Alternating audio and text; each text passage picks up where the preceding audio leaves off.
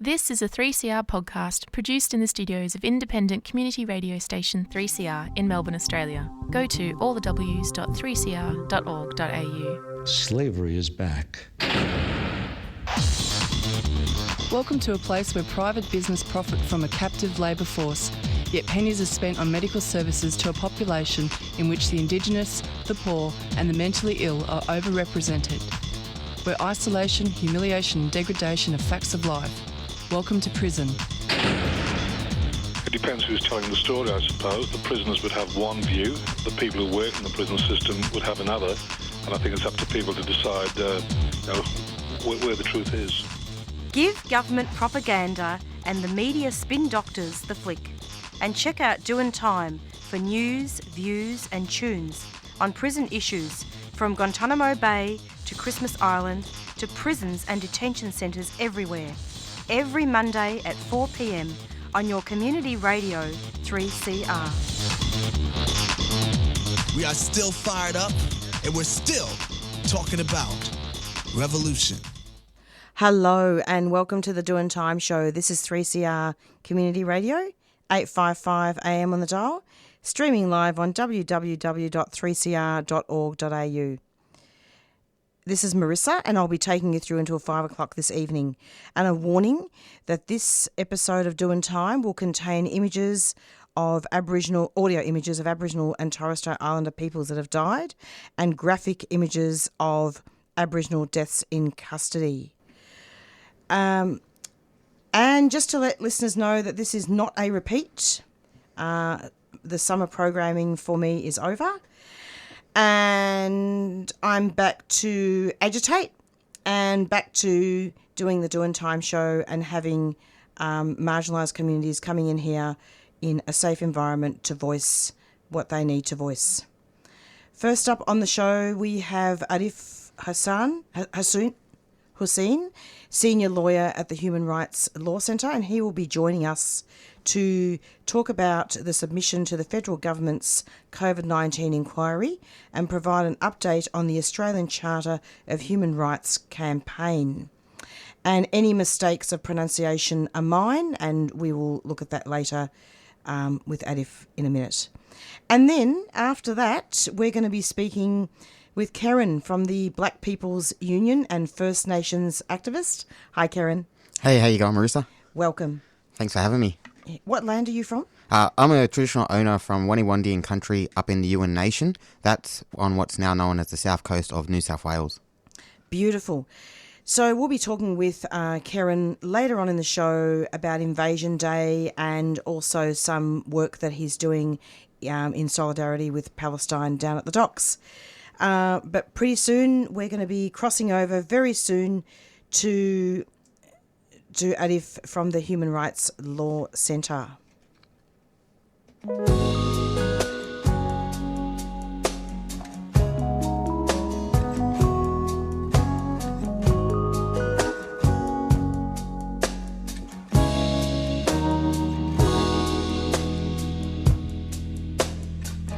Mister, no more whispering in our arms. Gonna rise up to break these chains and stop these killing games. Indigenous Social Justice Association Melbourne invites you to join us on Saturday the 17th of February at midday at the State Library, Swanston Street, Melbourne, to mark the 20th anniversary of the death in custody of Redfern teenager TJ Hickey. Honour the memory of TJ and the many deaths in custody families that now number more than 555 since the 1991 Royal Commission into Aboriginal deaths in custody. No one to date has been held responsible for these deaths. We demand end the practice of police investigating police and immediate implementation of all 339 recommendations of the Royal Commission into Aboriginal deaths in custody. Come along Saturday 17th of February, midday at the State Library. ISJA Melbourne is a 3CR supporter. And you're back with the Doin Time show, and we're going to be speaking now with senior lawyer from the Human Rights Law Centre. Welcome. Thank you, Marisa. Thanks for having me on. It's so lovely to have you. Could you just introduce yourself with your name and title?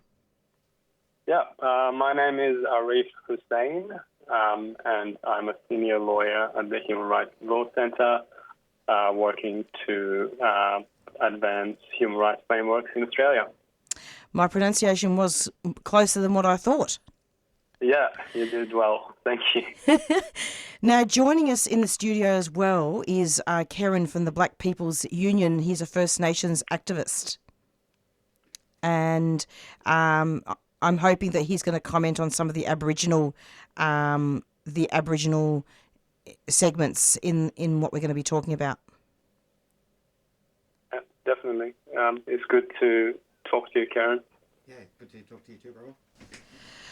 So, first of all, I'm just going to quickly read out your bio. So, you joined the Human Rights Law Centre in 2023 as a senior lawyer working to strengthen Australia's human rights framework. I believe that the Law Centre has actually put in a submission. Can you talk about that?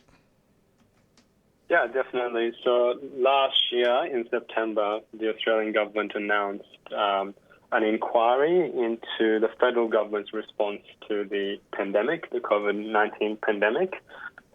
So they asked the community and organisations to provide submissions on their views on how the government responded to the pandemic. And as part of that inquiry, the Human Rights Law Centre made a submission to highlight the inadequacies of human rights protection in Australia and considerations of human rights in Australia during the pandemic. As we are all aware, the COVID-19 pandemic is a one-in-a-lifetime event and a challenge that faced everybody in Australia. But also it revealed a lot of inadequacies in our laws in terms of protection of human rights in Australia. So in our submission, we highlighted some of the issues that Australians faced during the pandemic, including the issues around vaccine rollouts and around the travel ban. So Australians overseas not being able to return to Australia. And ultimately, we said that and recommended that for a better response to a future crisis or an emergency like the pandemic, we would be better off with a Charter of Human Rights that protected the rights of Australians. So the Charter of Rights Campaign Coalition is an alliance of 95 organisations across the Australian community. And it was founded in 2018, wasn't it, to bring together organisations across the community united by a call for a federal human rights charter. Is that right? Yeah, that's absolutely correct. So your listeners can find out more about the Charter of Rights campaign that the Human Rights Law Centre have been running for a number of years now at charterofrights.org.au. And as you mentioned, it is a coalition of organisations and people across Australia who have recognised that there is a need for better protection for human rights in Australia. On the charterofrights.org.au website, you can read our submission that I just talked about, the submission that we made to the government's inquiry into our response to COVID-19. You can also learn more about the campaign and add your name to support the campaign. You can also learn on the website. You can look at our 101 cases, which provide clear examples of where human rights protections have added value in Australians' lives. So can you comment about, and Keiran, you might want to join your voice to this as well and comment whenever you think it's appropriate. But let's start off, Arif, with you commenting on Aboriginal people with disability. And I believe the Royal Commission backed this up as well, that healthcare during the pandemic was substandard. Can you talk about what some of the things that emerged from the inquiry and also explain how this could have been different if there was a Charter of Human Rights? Yeah, and Karen, welcome to jump in whenever you want. Yep. But in our submission, we highlighted that during the COVID-19 pandemic, there were delays in distributing vaccines to prevent death and serious illness from the virus.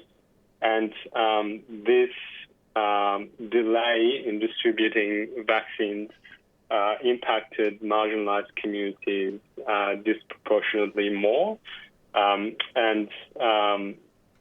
So that includes distribution of vaccines into Aboriginal and Torres Strait Islander communities. So that's a major thing that we highlighted in the submission, and the way that a human rights charter would improve distribution in the future is that there will be a consideration of the human rights of people in our communities, and there will be consideration by the government in terms of which communities and the reasons why the rollout should be prioritized to. So in this case, it would be likely that we would, the government, if it considered the human rights of Aboriginal people and the vulnerabilities that they face in terms of the COVID-19 virus, that we would have prioritized and made vaccines more accessible to those communities. And not just vaccines as well. Like I remember when COVID first, hit in early 2020, we had so many regional and remote First Nations communities screaming out for not just vaccines, but, just extra medical supplies so that if the virus came to their community, they'll be able to look after their people. And the government's response was to send extra child-sized body bags to these communities so that we could put our dead into body bags. It wasn't to give us health supplies, it was to give us body bags. That is... Go on. Do you want to comment on that? Go on. The considerations would go beyond vaccine rollout, but what those communities need to better protect individuals living there, given their vulnerabilities to COVID-19, and provide better resourcing. That will be the consideration. And even, the rollout, when we look at stuff like class, I remember, because at the time I was living up in New South Wales, just south of Sydney, and, I remember hearing in the news and stuff about all of these private school kids who had managed to skip the queue and, get all their vaccines early, but meanwhile you had people who were actually vulnerable who, couldn't find vaccines anyway. Yeah, that's an interesting one, and it's very true. It's very true. And in fact, Arif and Keiran, it actually says in the submission here, exposing the underlying inequities and discrimination and exclusion of Aboriginal people in the delivery of fundamental services and supports. That's what you're talking about, isn't it, Keiran? Yeah. What's your opinion of that, Arif? Yeah, I think one of the major learnings for me during the COVID-19 pandemic was that it revealed a lot of the underlying inequities that existed already in Australia. We heard rhetoric from the government at that time that we're all in this together, but when it came to how the restrictions were enforced, how the stimulus package was distributed, how the vaccine was rolled out, and how different communities were resourced, and the different arms of the government, for example, whether it was the police was used or more medical resourcing was used, that all revealed the underlying inequities and lack of human rights consideration in our legal framework, but also in our service delivery and in just the way that we do things in Australia. So that's the reason why we are calling for a Charter of Human Rights for Australia, and have been calling for a while now. And we hope that with the Charter of Human Rights, that those considerations around resourcing are put higher in the priorities in terms of marginalized communities. We saw in Western Sydney, for example, that was over policing of communities during the pandemic. So, the considerations here, the Human Rights Charter would ensure that our response to the pandemic would be aligned with standards of human rights. Could you quote some of the relevant sections there? Or have I put you on the spot? Sections of what? Of the pertaining to what you just talked about. Are there sections that you can of our submission of the Human Rights Charter?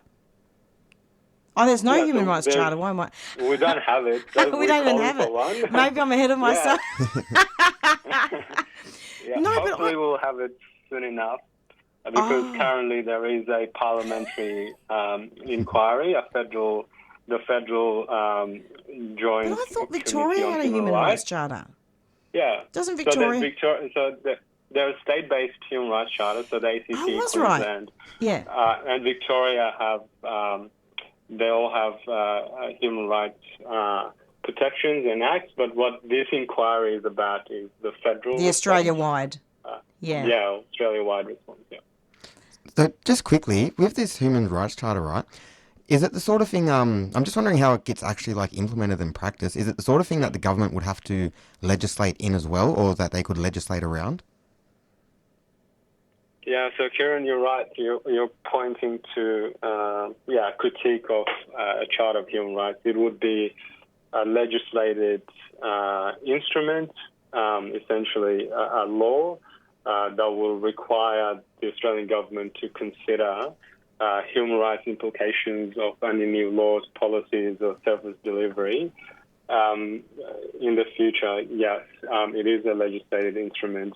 We hope that it will help in terms of the conversation, alleviating or prioritizing human rights discourse in Australia, and that's one of the impacts of it.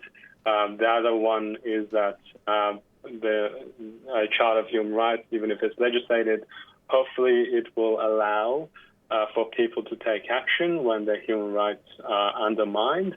And even if, in recent cases, we've seen that charters of human rights at state level have been put on hold, specifically in Queensland. But even around that, there's at least a discussion. It makes the news that, the Charter of Human Rights was put on hold to pass a specific law pertaining to a marginalised group. And there was a discussion, and people could critique the government as to why they're doing it. At the moment, at the federal level, we don't even have that. So it's a step forward, I think, and it will be, I think, once in a decade opportunity to improve human rights in Australia. It's not the gold standard, but it will be an improvement. I'm going to ask you a question very soon about migrants, specifically in regards to what happened with India. But first of all, just wanted to clarify for listeners that there is a Human Rights Charter in Victoria, which I don't think was even implemented. Yeah. So I just wanted to actually clear up any confusion about that. And this inquiry, for listeners' benefit, is Australia-wide. It's approximately 4:16, and you're listening to the Doin Time show with Marisa and Keiran, and we're interviewing Arif from the Human Rights Law Centre. So, Arif, can you also comment on the migrant situation? Because I know that a lot of asylum seekers and refugees were also penalised, if you like, and punished during the inquiry. And I did interview quite a few people in quarantine during lockdown. Yeah, so just before I answer your question about that, in terms of the positive impacts of a human rights framework, there's two clear examples given in our submissions around where state-based human rights frameworks have assisted in the pandemic. So the first one was hotel quarantining of a child who had autism spectrum disorder, and they were quarantined in a hotel that didn't adequately provide for their needs. The Queensland Human Rights Commission used the Queensland Human Rights Act to ensure that that child was allowed to quarantine with their family at home.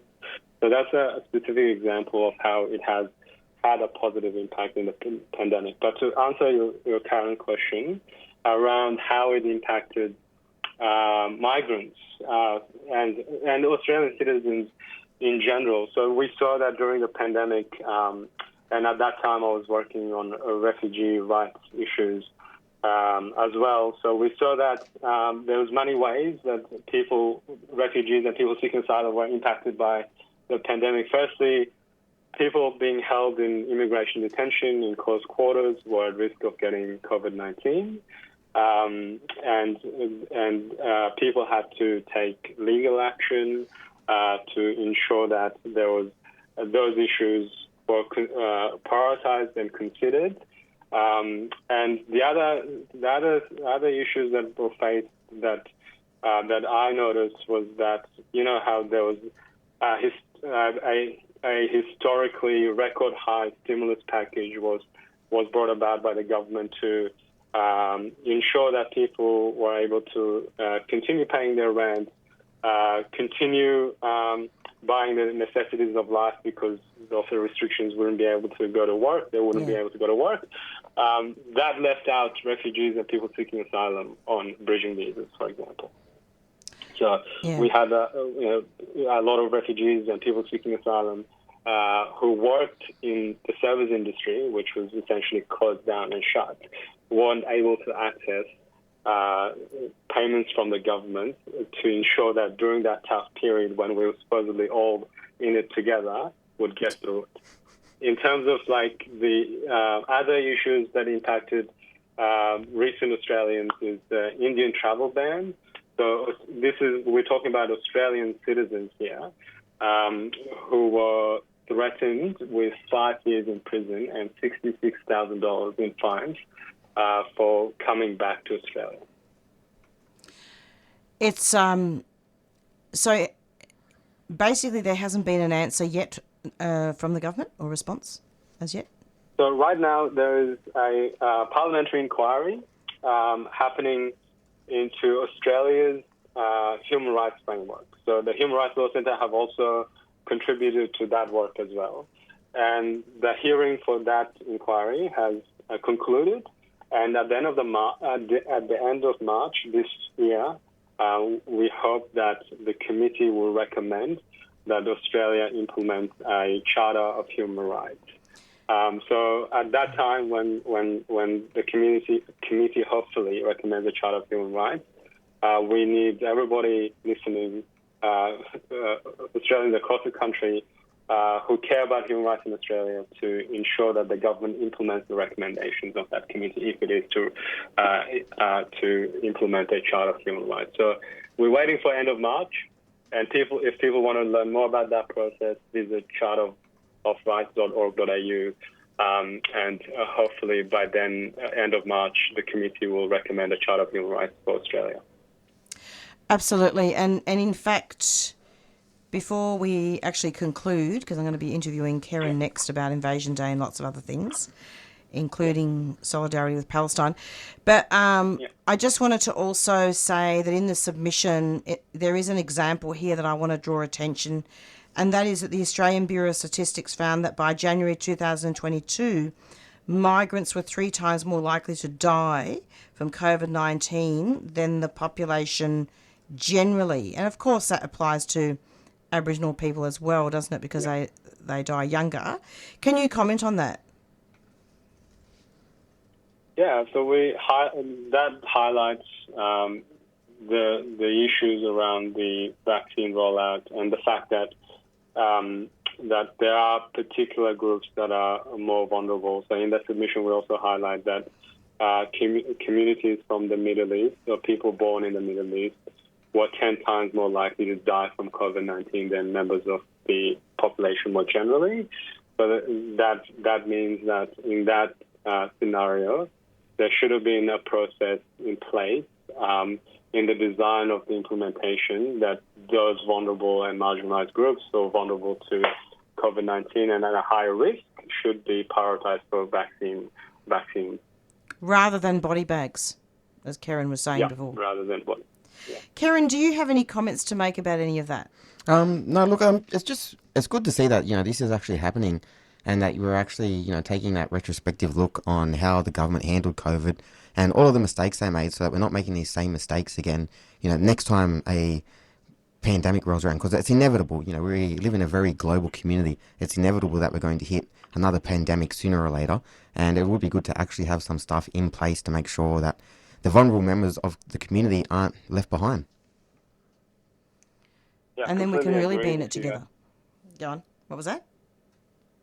Completely agree with Keiran that this is an opportunity for us to look at what happened and how we can prepare to do better in any future pandemics or emergencies. And that involves implementing a Charter of Human Rights. And I suppose it's also about, in many ways, trying to decolonise, because while there's colonisation, these things are going to happen, aren't they? Yeah, Arif, completely.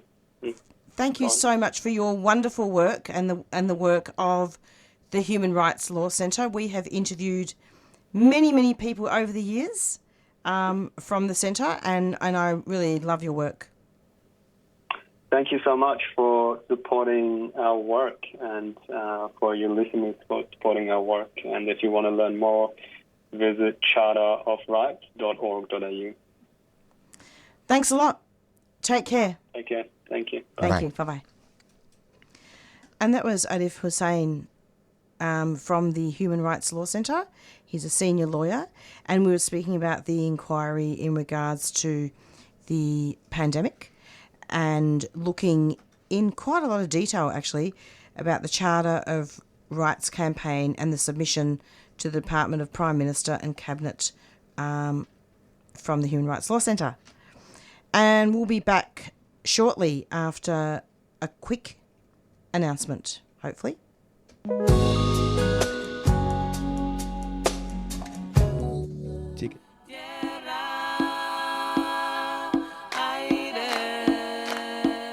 Creating space for women and gender diverse people to thrive, the Queen Victoria Women's Centre is now taking applications for their inaugural Feminist Historian in Residence. Over 12 months, revisit their historical records to uncover fresh stories and perspectives. The centre encourages proposals that challenge their history from an intersectional viewpoint and grapple with the complexities of colonisation. To apply, head to qvwc.org.au, closing Friday, February 16th. Queen Victoria Women's Centre is a 3CR supporter.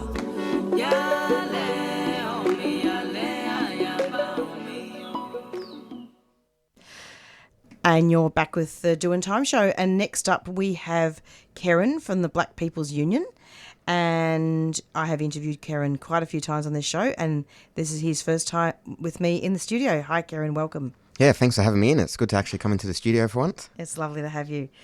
So, for the benefit of listeners who have just tuned in, can you just introduce yourself and what land you're from first? Yeah, so my name's Keiran. I'm from the Wani-Wandian people of the Yuin Nation, which is up on the south coast of what is now known as New South Wales. I'm also the national president of the Black People's Union.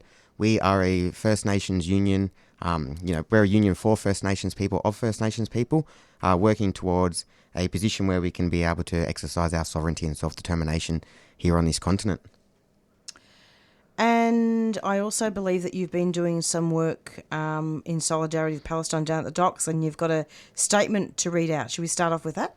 Yeah. So I've got a few things to read out, but we've been down at the dock since Friday.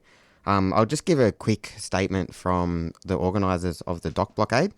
So, since Friday, 19th of January 2024, unionists, activists, families and workers have held a community picket in the busiest international port in Oceania, blocking 6 worker shifts from entering the terminal and stranding 4 ships with 30,000 containers, forcing the Israeli-owned Zim Ganges to anchor in the bay and not enter the port. Riot police have brutally attempted to break up the community picket 4 times, retreating due to the strong presence of community willing to uphold the Palestinians' movements international demand to block the boat and to end the genocide of Gaza. On the second day, one of the members of the community picket was arrested, and a few members have endured pepper spray to then reform the community picket line that has been held by hundreds of people committed to the pro-Palestinian movement. So, a lot of people might ask why we are blocking the dock in the first place. There's a few reasons. Firstly, we are blocking the dock because our comrades in the Palestinian trade union movement have called on unions across the world to stand with them and to take action, to halt the trade of arms and resources into Israel, arms and resources that will be used to empower the illegal occupation of Palestine and commit genocide and ethnic cleansing against our Palestinian brothers and sisters. Now, here in Australia, we all know that Australia has its own horrendous track record of committing genocide and apartheid here against my people, as well as denying that it ever happened. However, one part of Australia's history that we can actually be proud of is that on the international stage, Australian unions have historically stood against apartheid and genocide. It was these exact kinds of blockades and resistance actions that unions such as the Waterside Workers Federation and the Seamen's Union undertook as far back as 1950 as the world struggled against South Africa's apartheid. When apartheid did fall in South Africa, one of the first groups Nelson Mandela thanked was Australian unions. These actions have been proven historically to work, and the BPU is proud to continue this legacy of unions in Australia standing up to genocide and apartheid across the globe. There are, more reasons than just that why the BPU has decided to stand in solidarity and support this action. Firstly, it is having a major economic impact on both Australia and Israel. This blockade is costing millions and millions of dollars to the colonial Australian occupation, to the colonial Israeli occupation, and to the corporations that prop up and aid these occupations, like Israeli shipping company Zim. These companies and occupations are profiting unimaginable amounts of money from genocide. They have no morals or ethics, they are driven purely by profit, and actions like these ones help make genocide unprofitable and a poor business decision. Australia is still committing its own apartheid and genocide, and if we have the opportunity to disrupt the trade between two apartheid occupations, we have the ability to hit two birds with one stone and not only provide pragmatic material support to Palestine, but to hurt our own occupiers here too. On top of this, as First Nations people and as a First Nations union, we cannot and will not sit back and watch as our natural resources are being stolen and turned into weapons and resources that are going to be used to murder innocent babies, children, elderly, women and men over in Palestine. We cannot and will not be complicit and complacent while our land and our resources are being used in such a perverted and horrendous way, and we refuse to just sit back and allow it to happen anymore. Now, aside from the money aspect, we also see a very pragmatic aspect of these blockades and actions. Israel is very dependent on weapons and resources to be able to undertake its genocide. Without weapons, without bullets, without bombs, and without the resources to feed and clothe their military, the Israeli occupation has no chance. If Israel wasn't propped up by other colonial states like Australia, it would have already fallen. As it stands, Israel is already finding that this occupation is not sustainable for them. It's not sustainable financially, not morally, not politically, not militarily, and not practically. The occupation will fall, Zionism will fall, and Israel will fall. It is inevitable. Every day is another day closer to the fall of this Israeli apartheid regime. Every day we blockade weapons and resources to Israel is another day that we deprive Israel of the materials it needs to commit genocide. Every day we blockade is one more day we prevent those bombs being dropped on Palestinian hospitals, schools and homes, and one more day that we prevent those bullets being fired at what is predominantly children locked up in what is the world's largest open-air concentration camp over in Gaza. And finally, it's our moral duty. It's the moral duty of everyone who claims to possess any humanity whatsoever to do their part to stand up to genocide, stand up to occupation, stand up to imperialism and colonialism, and to stand up for what is right. And we call on everyone who is listening, whether you're a union member or not, to come down and support us on the picket line. If you don't have the capacity or the capability to put your own body on the line and stand down at the picket, then help in other ways that you can. Whether it's donating to the fundraiser to help striking workers who are missing out on pay during this picket, or the fundraiser to cover legal fees for our staunch organisers, whether it's doing things like dropping off water, food, sunscreen, power banks, other materials and supplies to the picket, or whether it's doing whatever you can to spread this info wherever you can, having those yarns, those hard, uncomfortable yarns with your family, with your friends, with your colleagues, sharing this information on social media, just getting it out there so that, people know what's going on and people can support as well. I just want to quickly announce as well, there has been a Snap Action rally called for 5 p.m. this afternoon down at Web Dock. We encourage everyone to show up and show support. If you can't make it there at 5 because you're still caught up at work or whatever, head down whenever you knock off. We're going to be going all afternoon and all night. We're on our, 4th day now. We're hoping to make it 5 days, 6 days, 7 days. We're just going to keep holding it as long as we can. I'm just really happy that you were able to read out those statements, and I really love the way that you interconnected it with the First Nations experience. Yeah, well, it's, ultimately it is a very similar experience. Yeah. We're both occupied people. We're both people who are undergoing colonisation. And not just is it a shared experience, in a symbolic sort of sense, it's a shared experience in that we actually share the same oppressors. Places like Australia help prop up Israelis' apartheid and Israelis' genocide. Places like Israel help prop up Australia's genocide and Australia's apartheid here. These two colonial occupations couldn't be as effective as they are without each other. So, it's in our best interest to stand together in solidarity to fight against the common enemy that we both have. And whereabouts is this location? Are you able to say that on air? Oh, yeah, sorry. The picket is down at Web Dock. It's on Web Dock Drive. If you head down to Web Dock Drive, you'll see everybody set up there. It's out front of the Victoria International Container Terminal. And yeah, we've been holding it for days now and just doing a really solid job. But we do need more people down on the picket line to support us. So what sort of things are on that ship? Look, it's a bit hard to say 100% for sure, because the way Australia's laws work around our weapons exports, it's there's very little transparency and very little accountability, and it's hard to actually find exact records of what is and isn't being transported on these ships. However, that being said, we do know that Zim, which is the company that is, operating all these shipping containers and these ships, we do know that this company is being used to ship resources and arms from Australia over to Israel. Resources and arms, such as the weapons that we make up in Benalla and up in Bendigo, only a couple of hours up the road here from Naarm, as well as stuff like the mechanisms that are used on F-35 fighter jets to open the bomb bay doors and to release the actual bombs. We've got F-35 fighter jets flying over Palestine, dropping bombs. These bombs are being dropped by mechanisms made right here in Australia. We've got an exclusive contract to develop these mechanisms here in Australia. And, that's just a tip of the iceberg.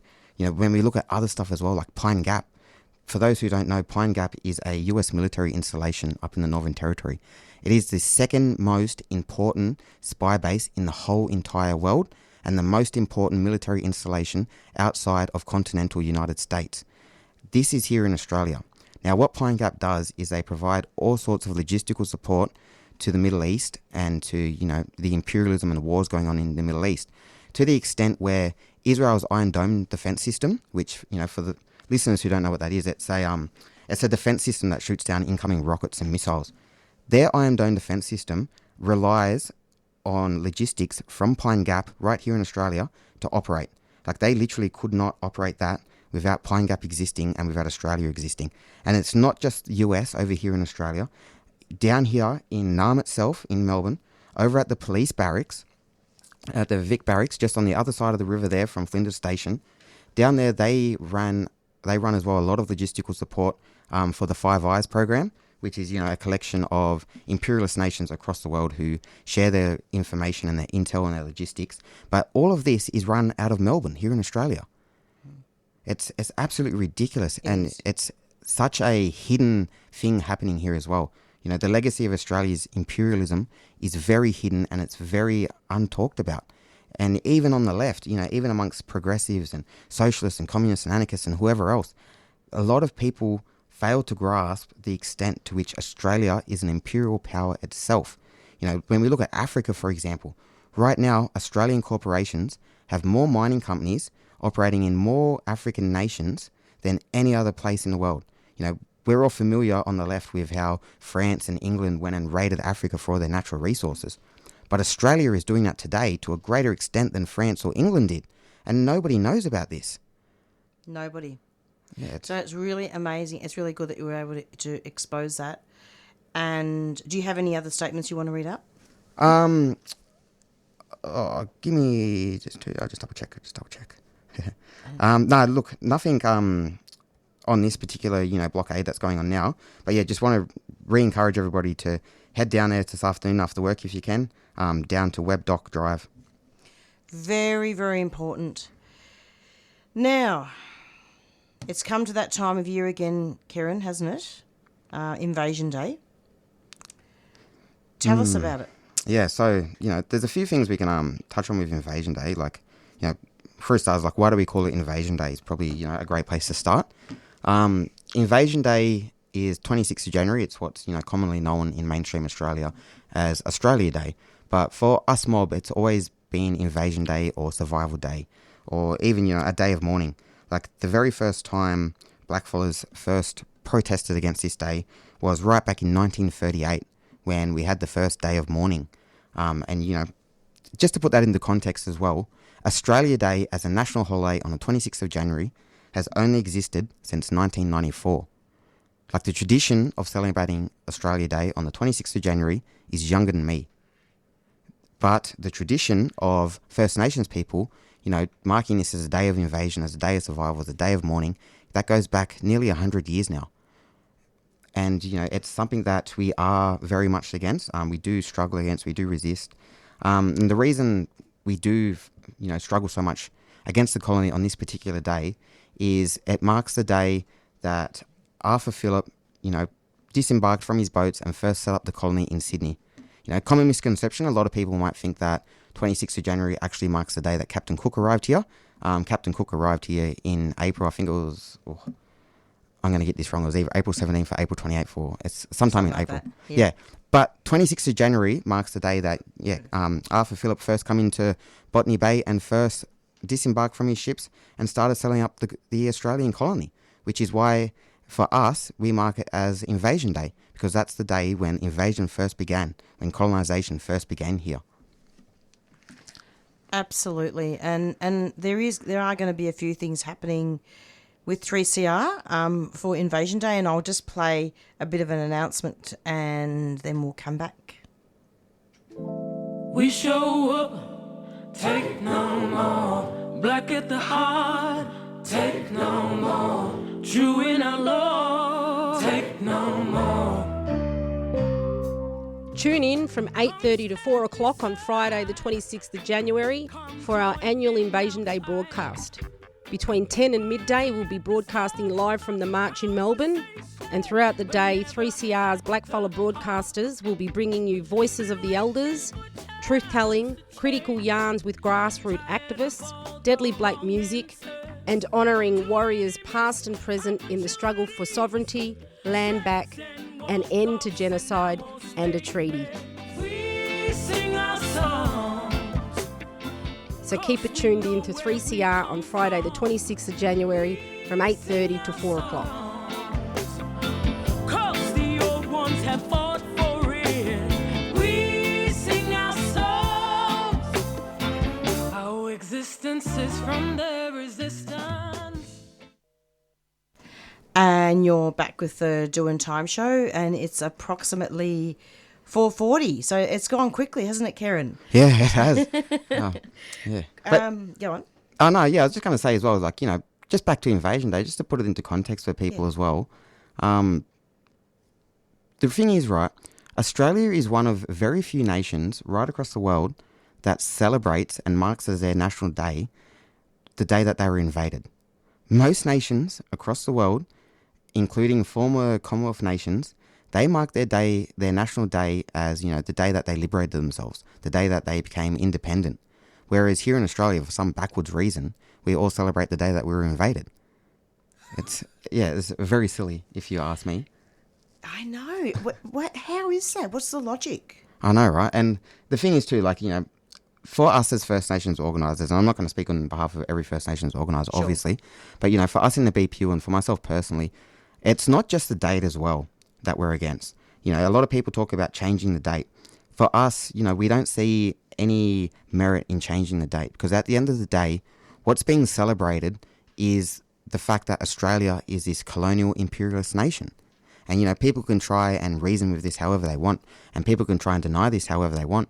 But at the end of the day, you know, when you're celebrating Australia and Australian nationality and, you know, everything that Australia is, you're celebrating genocide. You're celebrating apartheid. You're celebrating colonisation and imperialism. You know, you're celebrating the over-incarceration of my people and the theft of our children and the theft of our lands and so much other horrendous stuff.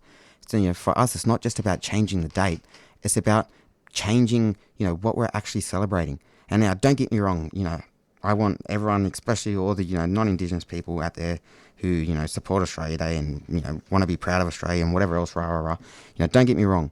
If Australia was a nation that I could be proud of, I would be a very patriotic Australian, and I'll be the first one to go out and celebrate on a national day for Australia. But as it stands, there's nothing to be proud of about this nation, and there's no reason to celebrate. Exactly. I mean, you know, Australia was actually founded on theft. Yeah, on theft and genocide, and it's a legacy that has continued until this day. You know, this day we still are having to fight for our land. You know, we're still having our land taken off us. You know, recently up in Queensland, for example, the Wangan and Jagalingou people, they had native title, right? Now, don't get me wrong, native title is the weakest, most pathetic form of land rights that you can possibly have in the Westminster system. But they had native title up there, and Adani wanted to put a mine in. The blackfellas up there said no. They refused. So the Queensland government extinguished their native title and gave Adani that land to go set up a mine anyways. You know, this is happening still today. You know, and when we look at stuff like our kids being removed from our families, back in 2007, we had Kevin Rudd apologise for the stolen generation. Back in 2007, when he made that apology, Indigenous child removal rates were already higher than they had been at any point during the official stolen generations policies. That was back in 2007. Every single quarter since, not just every year, but every quarter since, our child removal rates have gone up. And it's at such ridiculous proportions now that something like 1 in 3 or 1 in 4 First Nations children down here in the state of Victoria, at one point or another in their childhood, will come into contact with Child Protective Services, or, you know, whatever the state equivalent name is down here. Yeah. And that is how ridiculous it is. That is how many of our children are coming into these systems. And, you know, when we look at how many of our people are being locked up, and, you know, again, our people aren't being locked up because we're criminal people. They're being locked up for petty, you know, often victimless crimes. Something like 80% of First Nations people who are in incarceration for, you know, crap like unpaid parking tickets, or for stealing a bit of food, or for, you know, simple stuff like walking home drunk from the pub one night. You know, how many non-Indigenous Australians walk home drunk from the pub every Friday and Saturday night, and how many of them have to worry about a 6 to 12 month sentence as a result? You know, none of them. But for First Nations people, this is what we're up against, and this is what happens to us. And, you know, it's at the point as well where, you know, it's so ridiculous that our people are more likely to go to jail than they are to graduate high school. Yeah. It's such a horrendous statistic. It's 1788 all over again, because if you really look at it, that's what used to happen when all the people were thrown onto the ships from England to come here. Yeah, exactly, yeah. And, you know, they've just outsourced that exploitation and that oppression to First Nations people. They really have. It's like a warehousing. I mean, the example is Veronica Nelson. Yeah. What happened to her with the shoplifting? Yep. A petty crime. It's not even a crime. Anyway, she was probably just hungry. And then they put her in prison and she died. Yep. And there's so many similar stories from right across the continent, and it's you know, it's saddening and it's absolutely disgusting. And the worst part is we can't get any justice for this. We've had over 500 Indigenous deaths in custody since the Royal Commission into Aboriginal Deaths in Custody, and of those 500 deaths, not a single police officer or not a single prison guard has actually been convicted. The vast majority of them, when they kill a blackfella, what happens is they get a paid break and then they get relocated to another station with a promotion. They literally get paid and promoted for killing our people. They really do. And it's still going on, which means that there's nothing to celebrate on Friday. Yep, exactly. So on Friday, we are encouraging people to head down to the rally. There's rallies, you know, in capital cities right across Australia. Down here in Naarm, the War Vic Collective, along with Free Palestine Melbourne, have organised a, you know, Invasion Day solidarity rally. in solidarity with Palestine as well as in our own occupation here. We do encourage people to get down to that. That's going to be at Parliament House steps at 10 a.m. We also want people to stay tuned a bit. I'm not going to make any announcements over radio, but we do have some spicy actions coming up on the afternoon and the night of Invasion Day. So definitely follow our social medias. We invite people to come along to these actions, but obviously for obvious reasons, we're not going to announce them beforehand so that they can be disrupted. But stay tuned. Be around the city. There's some fun stuff that people can definitely get involved with. And just on that point as well, something that we're doing in the BPU in conjunction with a few other First Nations organisations from across Australia is we're pushing a 7 Days of Resistance campaign. Now, what this looks like is we're encouraging people, not just mob, not just First Nations people, but our allies as well, to go out in the lead up to Invasion Day and to, show our resistance and to show your own resistance to the colony. Now, there's different ways people can do this. It might be just doing something artistic, making some posters or a song, some poetry, something like that, painting some banners and canvases.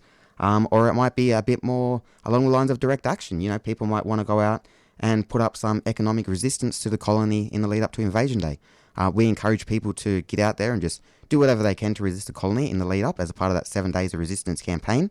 And if you are doing anything, feel free to take a picture or a video, chuck it up on social media with the hashtag 7 Days of Resistance. Well, it's approximately 4:48 and you might need a water soon, Keiran. Yeah, it's getting a bit dry.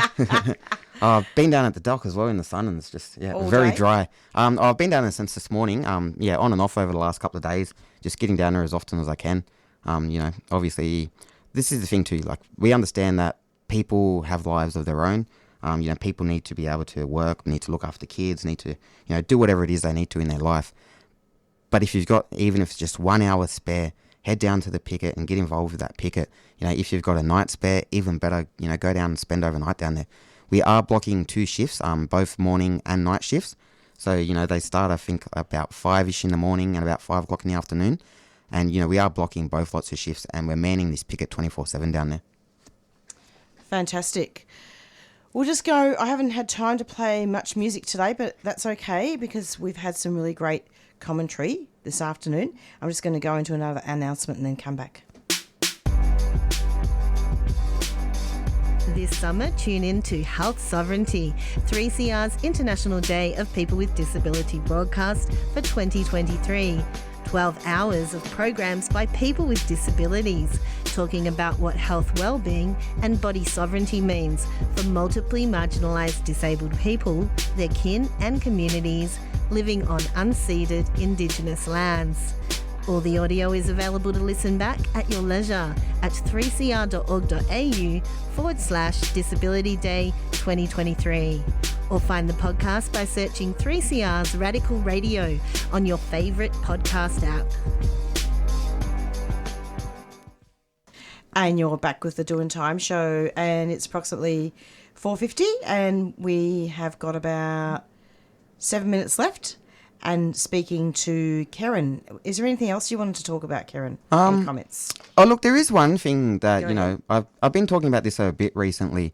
It's a bit of a, I suppose, mental exercise for our allies and comrades and accomplices out there in Australia, our non-Indigenous, supporters out there. When we're talking about Australia, and, it fits so well because Australia Day is just around the corner.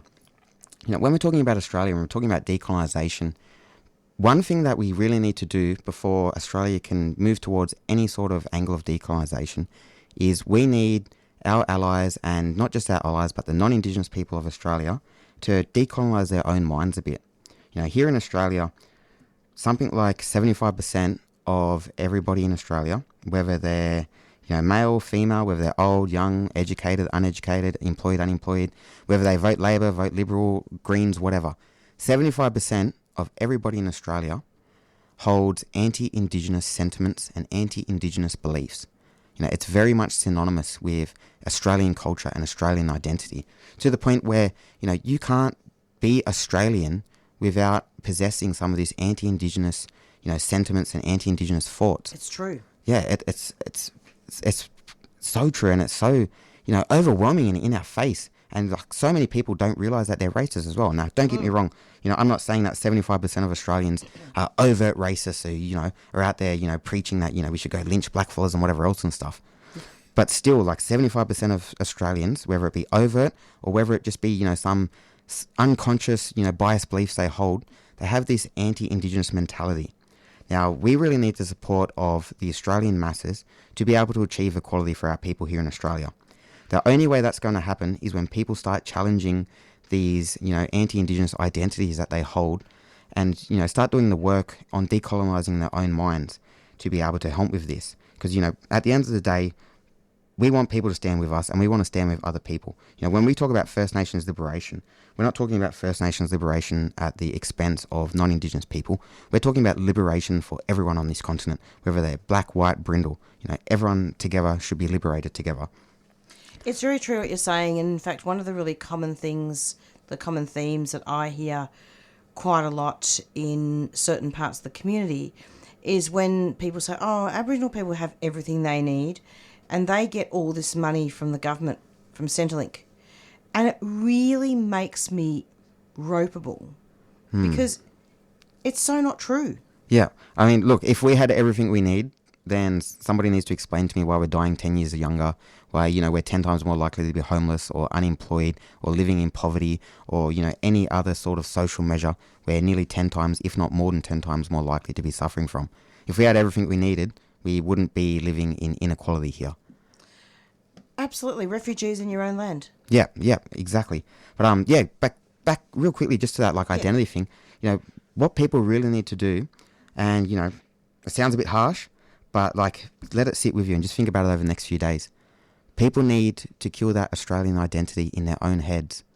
At the end of the day, you know, we can't challenge Australia and Australia's occupation, Australia's genocide and apartheid, so long as we have people identifying with this system and with this apartheid and with this genocide. You know, we need people to kill that Australian identity and mentality in their head and to actually start looking at things a bit more, you know, along the lines of equality and a bit more along the lines of liberation and, you know, standing together side by side regardless of our race or our religion or ethnicity or gender or whatever else. That is the best thing I've heard all year. Cheers.